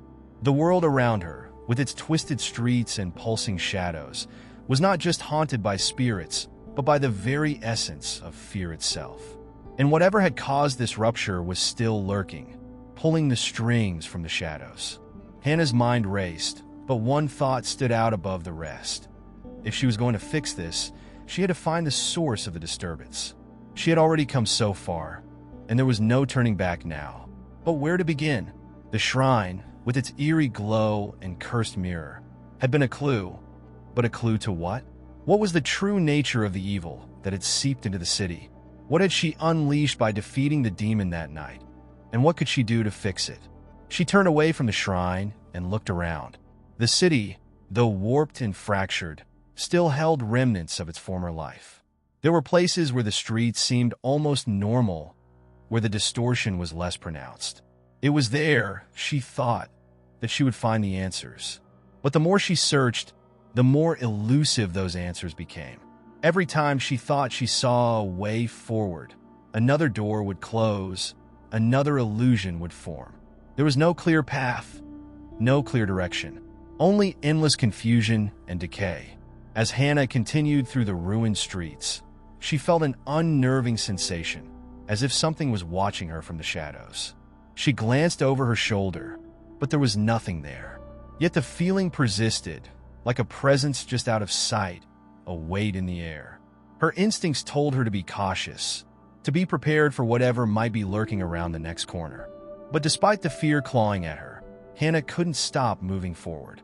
There was no other choice. She stumbled upon what appeared to be a narrow alley, barely visible through the fog that hung thick in the air. It was a strange alley, as though it had been forgotten by time itself. The buildings that lined it were old, their facades crumbling and worn, and yet there was something about the alley that felt out of place. It wasn't just the way the light dimmed here or how the shadows seemed to stretch unnaturally long. It was the silence. In the chaos of the distorted city, silence had become rare, almost impossible. And yet here it was absolute, as though the alley existed outside the boundaries of time. Hannah hesitated for a moment, but curiosity pushed her forward. She stepped cautiously into the alley, her footsteps muffled by the damp ground beneath her feet. The air was colder here, and as she walked further in, she noticed something strange. The walls of the alley appeared to shift as though the alley itself were alive. The more she walked, the further the walls seemed to close in on her, like a living maze. There was something disorienting about the way the space seemed to stretch and contract, warping the sense of distance and perspective. What was this place? A secret passage? Or was it simply another illusion that the city had conjured? As she moved deeper, a strange scent filled the air, sweet, almost floral, yet tinged with something darker. It reminded her of the strange feeling she had gotten in the shrine, as though something ancient and forgotten was being awakened. The deeper she went, the more oppressive the air became, until it felt like she was walking through a fog of memories, each step dragging her further into the unknown. Her instincts screamed at her to turn back, to escape while she still could, but she couldn't bring herself to leave. Something was pulling her forward, some unseen force urging her onward. And then, as if in response to her thoughts, the alley opened into a small courtyard. The air was thick with tension, and for a moment, Hannah thought she might be dreaming. The courtyard was unlike anything she had seen before. It was perfectly still, as though it were frozen in time. In the center stood a small, ancient stone structure, its surface covered in intricate carvings that seemed to shift before her eyes. The carvings appeared to be alive, their lines writhing and twisting like serpents. And at the center of it all, a dark, pulsating energy seemed to radiate from the stone, drawing Hannah in like a magnet. Without thinking, she approached the structure. The closer she got, the more she felt the weight of the energy pressing down on her chest. Her heart raced, and every instinct told her to run. But her feet were rooted to the ground, as if the courtyard itself had a hold on her. The air grew heavier, colder, and then, just as she reached the stone structure, a soft whisper, barely audible, breathed through the courtyard. "She has come?" Hannah froze, her body stiffening with fear. The voice seemed to come from nowhere and everywhere at once. It wasn't the voice of a single person. It was the voice of the city itself, of the darkness that had taken root in this world. She could feel it, the presence that had been following her, watching her, waiting for her to reach this point. And now that she had, the real nightmare was about to begin. Suddenly, the ground beneath her feet trembled, and the pulsating energy from the stone structure surged outward, engulfing her in its dark embrace. Hannah gasped, her vision blurring as the world around her began to spin. She could hear whispers growing louder, more urgent, and in the chaos, she realized the truth. The passage she had found was not an escape. It was a prison, and now she was trapped within it, the city's darkness fully aware of her presence. The shifting reality that had haunted her since her arrival had finally claimed her. There would be no turning back. Hannah's breath caught in her throat as the pulsating energy of the stone structure surrounded her, pushing against her chest with an almost physical force. The courtyard, once still and peaceful, now seemed alive with an oppressive presence. The dark whispers filled her ears, growing louder and more frantic. It felt as though the very fabric of reality was unraveling around her, each whisper pulling her deeper into the abyss of the unknown. And yet, despite the overwhelming terror that gripped her, there was an undeniable sense that she was on the verge of uncovering something monumental, something that could either save her or destroy everything she had fought for. The stone structure before her, with its twisting carvings and dark energy, seemed to pulse in time with her heartbeat. The walls of the courtyard closed in, their movements subtle but undeniable, as though the entire space was a living organism, breathing in sync with her own fear. Hannah's legs trembled beneath her, but she could not tear herself away. It was as if the courtyard had become an anchor, binding her to the very heart of the city's twisted reality. She reached out toward the stone, her fingers brushing against its cool, jagged surface. As soon as her skin made contact, a surge of energy coursed through her, sending a sharp jolt of pain through her entire body. The world around her blurred, and for a moment, she was no longer in the courtyard. Instead, she was falling through a void that seemed to stretch endlessly in all directions. The darkness enveloped her, but there was something else, a flicker of light, a faint glimmer that beckoned her forward. Hannah tried to scream, but no sound came. She felt weightless, suspended in a liminal space between one reality and the next. The world around her shifted and warped, flickering like a broken film reel. She was aware of the passage of time, but it felt disjointed, fragmented. She could see flashes of memories, visions of her life before Tokyo, images of the city as it had once been, whole and alive. But each time she reached out to grasp them, they slipped away, fading like mist in the wind. Then, just as suddenly as it had begun, the sensation stopped. Hana found herself standing once again in the courtyard, her hands still resting on the stone. The whispers had ceased, leaving only an eerie silence in their wake. But the silence was not peaceful. It was thick with an unspeakable tension, as though the world was holding its breath. Hana looked around, her pulse racing, but the courtyard had changed. The air was now charged with an energy she couldn't explain, and the walls seemed to stretch infinitely, far beyond the boundaries of the physical world. It was as though she had crossed a threshold, stepping into a space that existed outside of time and place. She looked down at her hand, still pressed against the stone. The surface had changed. The carvings had become more pronounced, glowing faintly with an otherworldly light. It was as if the stone itself had absorbed something from her touch, some part of her soul or essence now embedded in the structure. She pulled her hand away, but the sensation lingered, as though the stone was calling to her, urging her to return. For a moment, Hana considered turning back. The thought of leaving this place, of running away from whatever had just transpired, was a powerful one. But she knew it was no use. The city, this twisted version of Tokyo, was not going to let her go that easily. She had crossed a line, and now she was part of its story. The shadows that had followed her, the forces that had haunted her every step, were not mere figments of her imagination. They were real, and they were tethered to her in a way she could not yet understand. There was no turning back, no escape from the maze she had entered. She had to face what lay ahead, no matter how terrifying or incomprehensible it seemed. The mirror, the shrine, the alley, everything had led her to this point. But what was this place? What had she awakened by touching the stone? And more importantly, what would it cost her to learn the truth? Hana's thoughts were interrupted by a sudden movement from the shadows.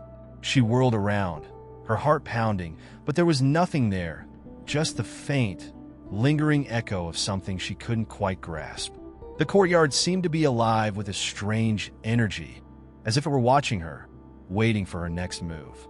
But Hana wasn't sure if it was the space itself that was alive or something else, something darker and far more ancient, lurking just beyond the veil of her perception. The silence stretched on, suffocating, and Hana realized that she was not alone. She wasn't sure if it was the stone, the courtyard, or the very fabric of reality itself, but something was reaching out to her, trying to communicate. The air was thick with the weight of unspoken words, and for a fleeting moment, she thought she could hear the faintest whisper, a voice distorted and barely audible, but undeniably familiar. It was a name, her name. In that instant, Hana knew that the line between the real world and this fractured existence had blurred beyond recognition. She was no longer simply an observer of the city's decay. She was a part of it, a thread woven into the very fabric of its nightmare. And there was no way to undo what had been done. The question now wasn't whether she could escape. It was whether she could survive long enough to understand the truth of what had happened to Tokyo. And to herself, Hana stood frozen, her mind racing, her body tense. The courtyard, with its shifting shadows and eerie whispers, had become a place of unbearable tension. It was as though she had crossed a threshold, no longer a visitor, but a participant in the strange reality she had unwillingly entered. The stone that had absorbed her touch pulsed with an otherworldly rhythm, as if acknowledging her presence. The energy around her seemed to grow more oppressive by the second. Each breath she took filling her lungs with the weight of an ancient, unknowable force. In the distance, the city loomed, an indistinct mass of gray and shadows. Tokyo had always been a place of movement, of life, of people and stories intertwining. But now it was something else. It was as if the very essence of the city had been fractured, twisted into something dark and distorted, a reflection of a world that no longer made sense. What had once been vibrant and full of possibility now felt hollow, consumed by a quiet, creeping dread. The whispers returned, faint at first, then growing louder, more insistent. They seemed to come from every direction, pressing against her mind, filling her thoughts with fragmented images and words. Names, faces, and symbols danced just out of reach, slipping through her consciousness like water through her fingers. Hannah struggled to focus, trying to make sense of the cacophony that surrounded her. But the more she tried to understand, the more elusive the truth became. It was as though the very fabric of reality was being unraveled, thread by thread, and she was caught in the middle of it all. Her pulse quickened as she realized that the stone, the very structure that had drawn her in, was more than just a physical object. It was a conduit, a link between the present world and something else, something ancient and forgotten. The markings on its surface had been etched by hands long dead, a message encoded in symbols that only those who dared to seek its knowledge could begin to decipher. But at what cost? As the whispers grew louder, Hannah felt a growing sense of urgency. She had to know what lay beyond the stone, what it was that had awakened within her. But she could already feel the toll it was taking. Her mind was fraying at the edges, the barrier between what was real and what was imagined becoming increasingly tenuous. She had crossed into a realm where the rules no longer applied, where knowledge was both a gift and a curse. And yet, she could not turn back. Not now. The truth, the answer she had sought for so long, were within her grasp. All she had to do was reach out. But something deep inside her warned her that the cost of that knowledge would be far greater than she could ever comprehend. She took a deep breath, her hand still hovering over the stone, and allowed herself to sink into the feeling of inevitability.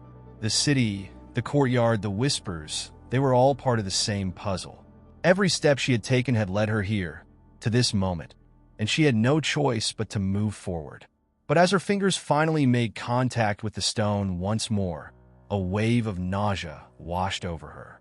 The energy that had once felt so electric now seemed to burn, searing through her skin and into her very soul.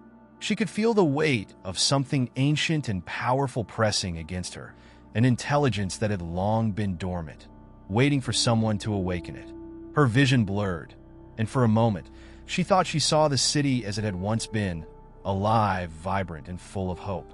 But that image flickered and twisted, replaced by a darker, more haunting vision. Tokyo, as it was now, a city consumed by its own decay, its soul lost to the shadows. The stone pulsed again, this time more forcefully, and Hannah's mind was flooded with visions, fragments of memories that weren't her own. She saw people she didn't recognize, places she had never visited, and events she could not possibly have experienced. It was as though she were seeing through the eyes of someone else, someone who had lived in Tokyo long before she had arrived. The images twisted and writhed, blurring together in a chaotic, surreal dance. In one fleeting moment, she saw herself standing at the edge of the city, gazing out at the sprawling metropolis. But the reflection was wrong, distorted, as if it were a shadow of herself, not quite real. The whispers, now more distinct, began to form words, names, chants, and warnings that Hannah could not fully understand. But one word stood out among the rest, repeating itself with increasing intensity. Price. It was then that the realization hit her. The stone, the knowledge it contained, it was not without consequence. Every answer, every truth she uncovered, came with a price. The city itself, its decaying soul, had been bound to this place, to this stone. And now, by awakening it, Hannah had become part of the bargain. She had opened the door, and there was no turning back. The price of knowledge was not simply understanding. It was something far more insidious. Her breath hitched as she pulled her hand away from the stone, staggering backward. The world around her seemed to shudder, as though the very ground beneath her feet was buckling under the weight of her discovery. She felt something shift deep within her, a dark presence, like an ancient force that had been unleashed by her touch. And with it came the crushing weight of realization. She was not alone. She had never been alone. The city had been watching her, waiting for her to unlock its secrets. The price, Hannah understood now, was not just her mind, her body, or her soul. It was the very essence of the city itself. Tokyo, in all its glory and decay, had become entwined with her fate. She was no longer just a witness to its unraveling. She was part of it, bound by a curse that would follow her for the rest of her life. The whispers faded, replaced by a cold silence that settled over the courtyard. Hannah was left standing alone, trembling, as the weight of the city's secret pressed down on her. What had she awakened? What had she become? And was it already too late to stop it? The weight of the revelation hung over Hannah like a suffocating cloud, thick and oppressive. Each breath she took feeling like an act of defiance. The city, which had once felt like a maze of possibilities, now seemed foreign to her, its streets and alleys warped into something unrecognizable. It was no longer just a bustling metropolis.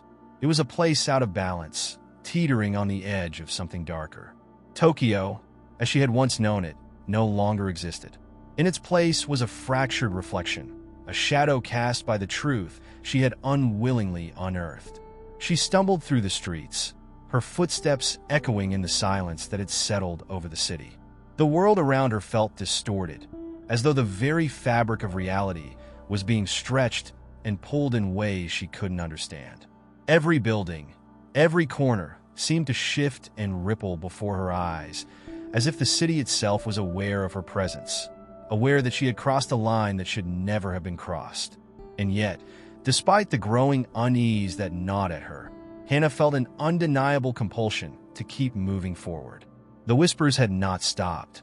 They were ever present, lurking just beneath the surface of her thoughts, urging her on. At first, they had been incomprehensible, a jumble of voices and symbols. But now, they were clearer, more distinct. Names, dates, places. The fragments of her visions had started to take on a more coherent shape, like pieces of a puzzle slowly coming together. But the more she understood, the more she realized how little she actually knew. She paused at a street corner, staring at the neon lights flickering above her.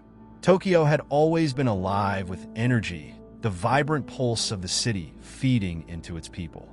But now, the lights felt hollow, their glow cold and lifeless. The city's pulse had become erratic, disconnected. Hannah could feel the unease creeping into her bones, a constant hum of something sinister just beneath the surface. It was then that she heard a voice. At first, it was faint, barely audible over the distant noise of traffic and the hum of the city. But as the seconds passed, the voice grew clearer, more insistent. "You shouldn't have done it," it whispered. "You shouldn't have touched it." The voice came from nowhere and everywhere at once, a chilling presence that seemed to echo from the very walls around her. Hannah's heart raced as she spun around, searching for the source. But the street was empty, silent. No one was there. She could feel the voice pressing against her, filling her mind with dread. It wasn't a voice she recognized, but its tone was familiar, as though it belonged to someone she had known long ago. It spoke with authority, with a certainty that chilled her to the core. "You've awakened the threads," the voice continued. "The city's heart beats in time with yours now. You cannot escape." Hannah's thoughts spun wildly. What did it mean? The threads? She had never heard anything like this before.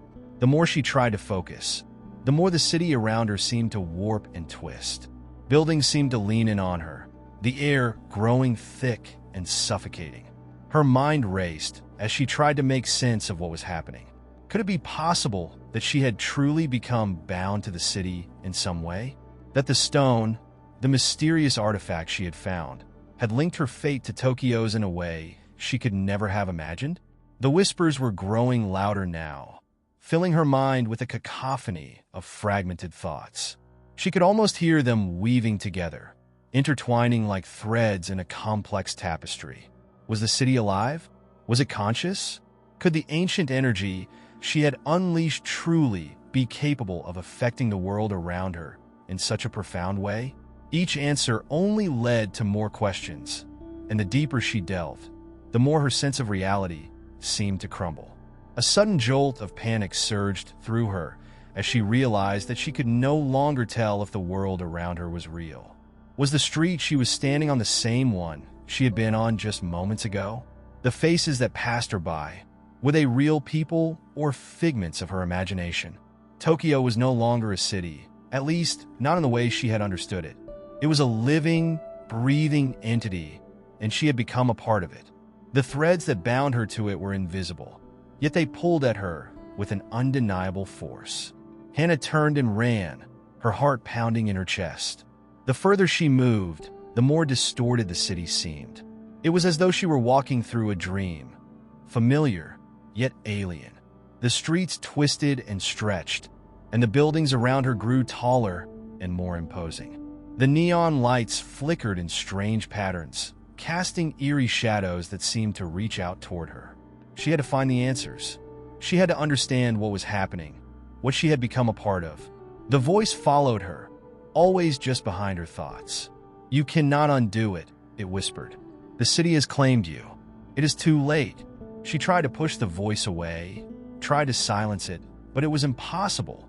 It was as if the very air she breathed was infused with the words, the warnings, the relentless truth that she could not escape.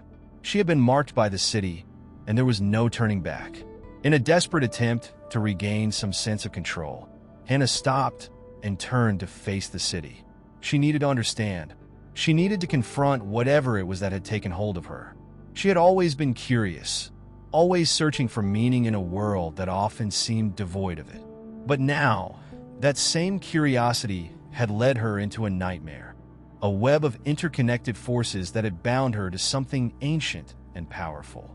As she stood there, on the precipice of whatever awaited her, she realized that she was no longer just an observer. She was part of something far greater, something far darker. And as the threads continued to tighten around her, she could feel the city's heartbeat, its rhythm syncing with her own. The game had changed. There was no escape. The city of Tokyo had become an oppressive, chaotic dreamscape. Hana's sense of time had blurred into a fluid, unstoppable force, an illusion that no longer seemed to apply. Her thoughts, once sharp and clear, now felt as if they were filtered through a fog, an overwhelming, murky layer that distorted her perception of everything around her. Tokyo was no longer just a place. It was an extension of herself, or perhaps she was becoming an extension of it. The lines between them were becoming indistinguishable, and with each passing hour, the connection deepened. As Hana wandered through the ever-shifting streets, she couldn't help but feel the invisible threads pulling at her, tugging at the very fabric of her existence. The voice that had haunted her for days now spoke more frequently, more urgently. The words came in fragmented bursts, whispers that filled the corners of her mind, pulling her into a maelstrom of confusion and fear. "The city is yours now," it said, its tone both triumphant and foreboding. "There is no going back. You are part of its heart, and it is part of you." The weight of the words settled heavily on her chest, suffocating her in their meaning. She had always thought of herself as a part of Tokyo, just another citizen among millions. But now, it was as if the city had chosen her. She was no longer a mere observer, but an integral part of something far larger, something far darker. She had to understand what had happened to her, what she had become. Her search for answers had led her down a path of unimaginable revelations, but each answer only seemed to open new doors to deeper questions. The stone she had found, the artifact, had been the catalyst, the key that had unlocked this transformation. But what exactly had it unlocked? What was the power she had unwittingly released, and what would it cost her? Hana's mind raced as she retraced her steps, trying to make sense of the fractured pieces of the puzzle. She had visited the old shrine, spoken to the people who seemed to know more than they let on, and followed the cryptic whispers that led her deeper into the city's underbelly. But nothing had prepared her for the truth she was beginning to grasp. The city was alive in a way she could never have imagined. It was not just the physical structures, the towering skyscrapers, the neon lights, the bustling crowds that made up Tokyo. It was something else, something more ancient, something that had existed long before the city had taken its modern form. The stone she had found was a relic, an artifact of a time when Tokyo was not just a city, but a living entity, a powerful force that had shaped the lives of its people for centuries. But now, that power was waking up. and Hannah had unknowingly become its conduit. The whispers grew louder, more insistent. She could feel them in her bones, vibrating through her skin, resonating in her chest. The city was calling to her, pulling her deeper into its grip. She had awakened it, and now there was no turning back. She had to find the source, the core of the city's power. If she could understand where it all began, perhaps she could regain control. But the more she searched, the more she realized how deeply intertwined she had become with the city. It was as if every step she took, every breath she drew, was part of a greater design. The city was changing her, reshaping her in its image. And the more she resisted, the stronger the pull became. The streets that had once been familiar now felt alien to her. They twisted and turned in unnatural ways, their edges blurring and shifting as if they were living creatures. The buildings seemed to breathe, their walls pulsing with an unseen energy. Hannah could hear the hum of the city's heart beneath the surface, a rhythm that matched the beat of her own pulse. It was as if she and the city were one, two beings locked in a dance that neither could escape. As she wandered deeper into the heart of Tokyo, Hannah felt the weight of the city's power pressing in on her from all sides. The whispers grew louder, more frantic. She could hear them now, names, voices, commands. The city's ancient consciousness was speaking directly to her, urging her to accept her fate, to embrace the power that flowed through her. "You cannot escape what you have started," the voice hissed. "You are the thread that binds the city together. And now, the final thread is in your hands." Hannah stopped dead in her tracks. The final thread. What did that mean? She had been searching for answers, for some way to break free from this nightmare. But now it seemed that the answers had always been within her reach. The city was not just a place. It was a force, a living entity that had been waiting for someone to awaken it, to unlock its power. And Hannah had done just that. But what was the price? She looked around at the city, at the distorted streets, the flickering lights, the ever-present hum of life, and realized with a sickening certainty that there was no escape. The city had claimed her, and in return, she had become a part of it. The final thread had been pulled, and there was no going back. She could feel the power coursing through her, an unstoppable force that was slowly consuming her from the inside out. The city was alive, and she was its heart. And as the final thread tightened, Hannah understood. She was no longer just a part of Tokyo. She was Tokyo. The neon lights of Tokyo flickered, casting long shadows across the city's streets. The once bustling metropolis now seemed eerily still, a quiet that was unnatural for a place so full of life. Hannah walked through the deserted avenues, her footsteps echoing, each step reverberating like a beat of her heart. There was no longer a distinction between her and the city. She had become one with it, a living extension of its pulse. The lines between reality and the nightmare she had found herself trapped in had blurred beyond recognition. Tokyo was no longer just a place on a map. It was a living, breathing entity, and Hannah was its soul. It had been days since she had made the final connection, the moment when the city's heart had melded with her own. Her body had changed in subtle, yet undeniable ways. Her senses had sharpened, and the world around her had become more vibrant, more intense. She could hear the hum of the city as though it were speaking directly to her, its thoughts and desires intertwining with her own. The air felt alive, electric, charged with an energy that had always been there, but had remained dormant, hidden beneath the surface. Hannah had long stopped questioning what was happening to her. The questions she had once asked, about the artifact, about the voices, about her fate, no longer seemed to matter. All that mattered now was the power she had embraced, the force that surged through her veins. She had discovered that there was no escape from the path she had chosen. The city's ancient force had claimed her, and now she was its keeper. There was no return to the woman she had been before, the woman who had wandered through Tokyo as just another face in the crowd. That person was gone, swallowed by the city's unrelenting grip. Her body had become more than just flesh and bone. It was an extension of Tokyo itself. She could feel the buildings around her, their concrete and steel, not just structures but living parts of the city's body. She could hear the whispers of the streets, the thoughts of the people who walked them, their hopes and fears. The city was alive in ways she had never imagined, and she was its conductor, its heartbeat. It was both a gift and a curse. As Hannah walked deeper into the heart of the city, she could sense the presence of something old, something powerful, waiting. It had always been there, beneath the streets and alleyways, in the shadows of the tallest skyscrapers and the quiet corners of forgotten districts. The city had been waiting for her to awaken it, to bring it to life. And now that she had, it was demanding something in return. She had known from the beginning that there would be a cost, that the power she had unleashed would come with a price.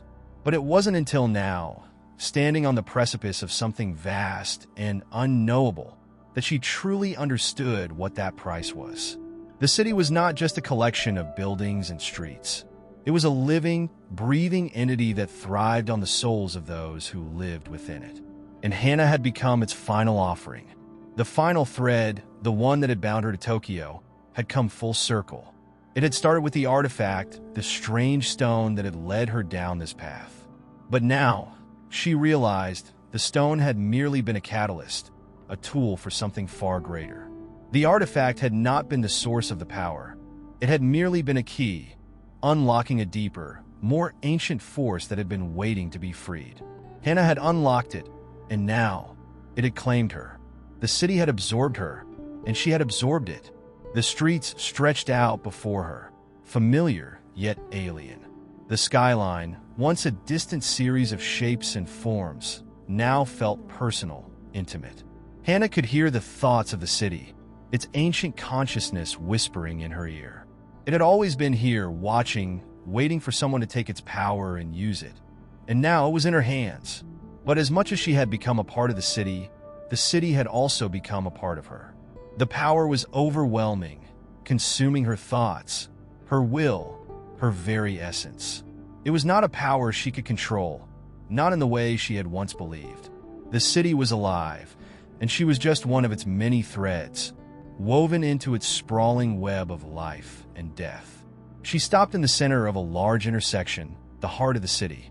Around her, the lights flickered, casting ghostly glows across the streets. The hum of life, the sound of cars, people, voices, had faded away, replaced by a deep, resonant vibration that seemed to come from within the ground itself. Hannah closed her eyes, letting the city's energy wash over her. For a moment, there was peace. In that quiet moment, she understood there was no end here, no true conclusion. This was not the end of her story, but the beginning of something new. She was no longer just a woman walking the streets of Tokyo. She was the city itself. The city would continue to grow, continue to shift and change, and she would be its guide, its spirit, its voice. There was no escaping the path she had chosen. There was only the endless rhythm of the city and her place within it. In the distance, the faintest sound of a subway train echoed, and Hannah felt a deep, inexplicable sense of calm. Tokyo had become her, and she had become Tokyo. The city would never be the same, but neither would she. Together, they were bound in an eternal dance, and there would be no escape.